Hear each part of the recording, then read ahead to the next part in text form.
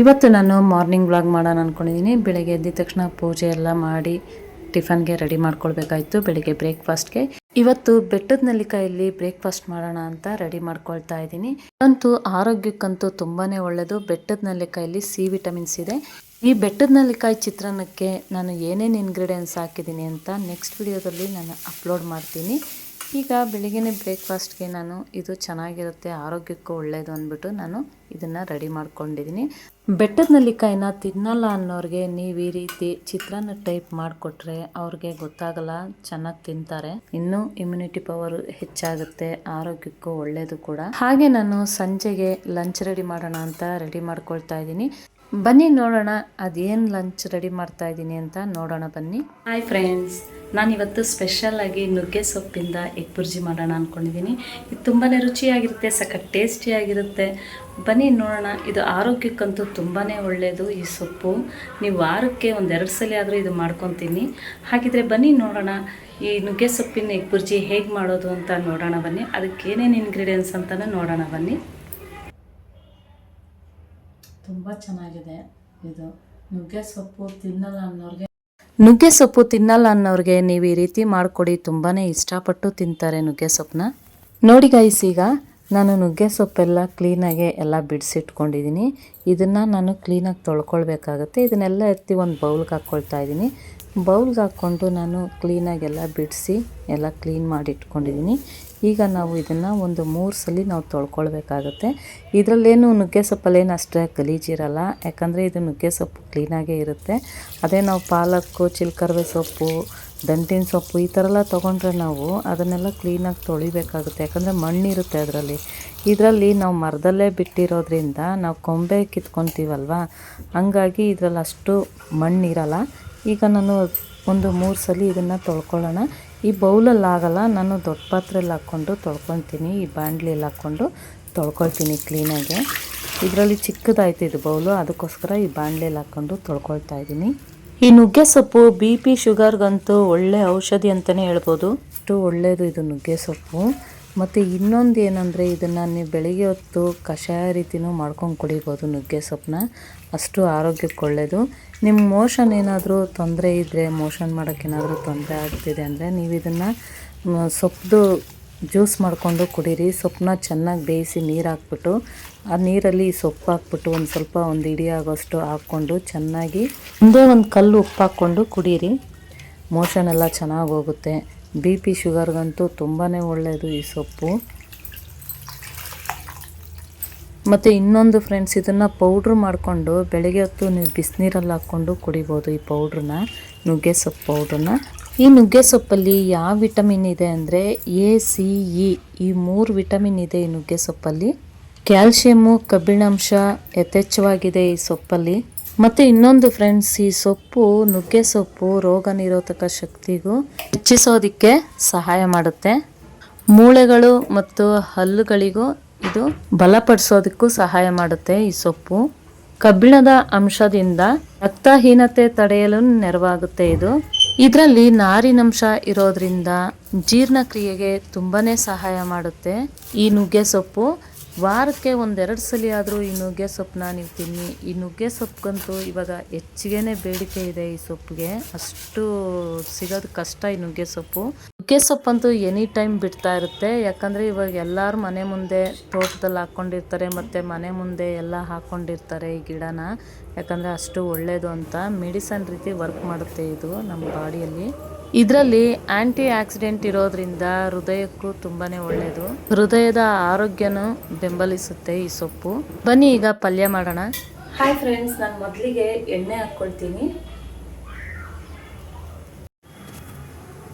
ಈಗ 2 table spoon ಆಗೋಷ್ಟು ನಾನು ಎಣ್ಣೆ ಹಾಕ್ಕೊಳ್ತಾ ಇದ್ದೀನಿ ಎಗ್ ಬುರ್ಜಿಗೆ. ನುಗ್ಗೆ ಸೊಪ್ಪಿನ ಎಗ್ ಬುರ್ಜಿ ಮಾಡ್ತಾಯಿದ್ದೀನಿ.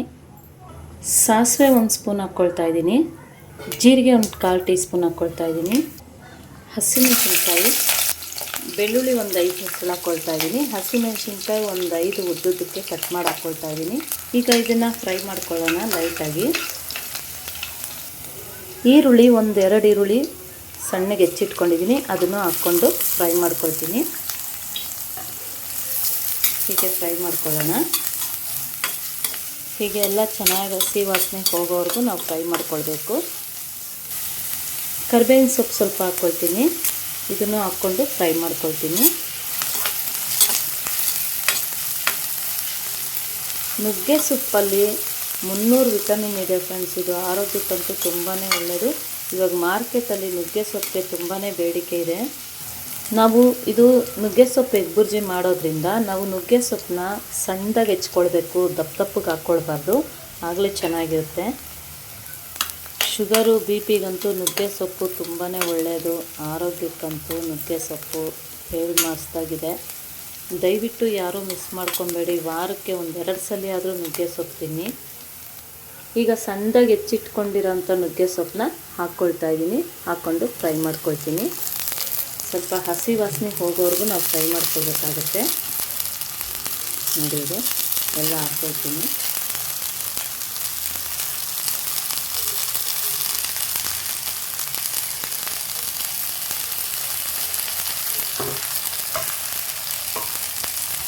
ಹೀಗೆಲ್ಲ ಮಿಕ್ಸ್ ಮಾಡ್ಕೊಳ್ಳೋಣ. ಎಲ್ಲ ಸಿಮ್ಮಲ್ಲೇ ಇಟ್ಕೊಂಡು ಬೇಯಿಸ್ಕೊಳ್ಬೇಕು.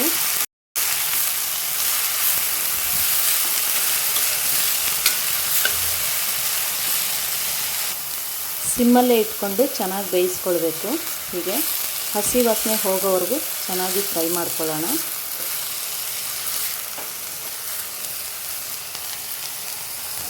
ರುಚಿಗೆ ತಕ್ಕಷ್ಟು ಉಪ್ಪು ಹಾಕ್ಕೊಳ್ಳೋಣ. ಉಪ್ಪು ಹಾಕ್ಕೊಂಡು ಎಲ್ಲ ಮಿಕ್ಸ್ ಮಾಡ್ಕೊಳ್ಳೋಣ. ನಿಮಗೆ ಖಾರ ನೋಡ್ಕೊಂಡು ಹಾಕ್ಕೊಳ್ಳಿ ಫ್ರೆಂಡ್ಸ್. ನಿಮ್ಗೆ ಎಷ್ಟು ಬೇಕೋ ಅಷ್ಟು ನೋಡ್ಕೊಂಡು ಹಾಕ್ಕೊಳ್ಳಿ ಖಾರನ. ಈಗ ಸೊಪ್ಪೆಲ್ಲ ಚೆನ್ನಾಗಿ ಬೆಂದ್ಕೊಂಡ್ಲಿ, ನಾವೊಂದು ಪ್ಲೇಟ್ ಮುಚ್ಚಿಬಿಡೋಣ. ಈಗ ಸೊಪ್ಪೆಲ್ಲ ಚೆನ್ನಾಗಿ ಬೆಂದಿದೆ. ಈಗ ಇದನ್ನು ಸೈಡಿಗೆ ತೊಗೊಳ್ತೀನಿ. ಸೈಡಿಗೆ ತೊಗೊಂಡು ನಾನು 4 ಮೊಟ್ಟೆ ಇಟ್ಕೊಂಡಿದ್ದೀನಿ. 4 ಮೊಟ್ಟೆ ಹಾಕ್ಕೊಳ್ತಾ ಇದ್ದೀನಿ. ಇದನ್ನು ನಾವು ಸೈಡಲ್ಲೇ ಹೀಗೆ ಫ್ರೈ ಮಾಡ್ಕೊಳ್ಬೇಕು. ನಂತರ ನಾವು ಸೊಪ್ಪಿಗೆ ಮಿಕ್ಸ್ ಮಾಡ್ಕೊಳ್ಳೋಣ. ಹೀಗೆ ಸ್ವಲ್ಪ ಫ್ರೈ ಮಾಡ್ಕೊಳ್ಬೇಕು ಮೊಟ್ಟೆನ. ನೀವಿನ್ನೂ ಹೆಚ್ಚಿಗೆ ಮೊಟ್ಟೆ ಬೇಕಂದರೆ ಹೆಚ್ಚಿಗೆ ಹಾಕ್ಕೊಳ್ಬೋದು. ನಾನು 4 ಹಾಕ್ಕೊಳ್ತಾ ಇದ್ದೀನಿ.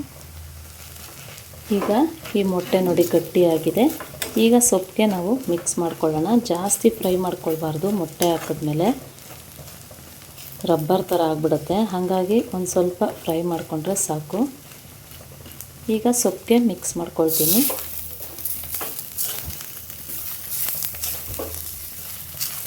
ನೋಡಿ, ಇವೆಲ್ಲ ಮಿಕ್ಸ್ ಮಾಡ್ಕೊಳ್ತೀನಿ ಸೊಪ್ಪಿಗೆ.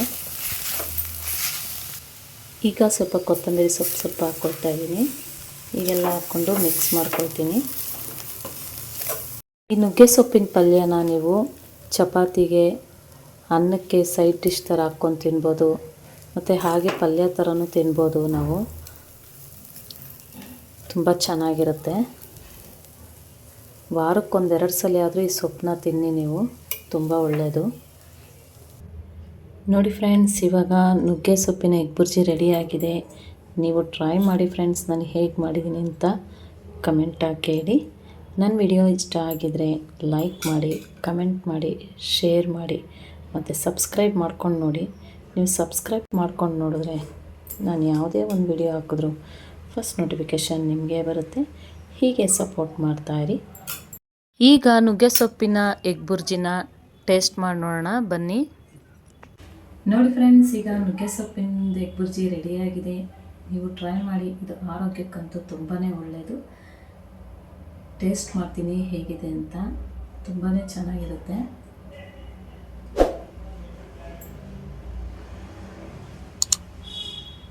ಸೂಪರಾಗಿದೆ ಫ್ರೆಂಡ್ಸ್. ನೀವು ಟ್ರೈ ಮಾಡಿ. ನಾನು ಹೇಗೆ ಮಾಡಿದ್ದೀನಿ ಅಂತ ಕಮೆಂಟ್ ಹಾಕಿ ಹೇಳಿ.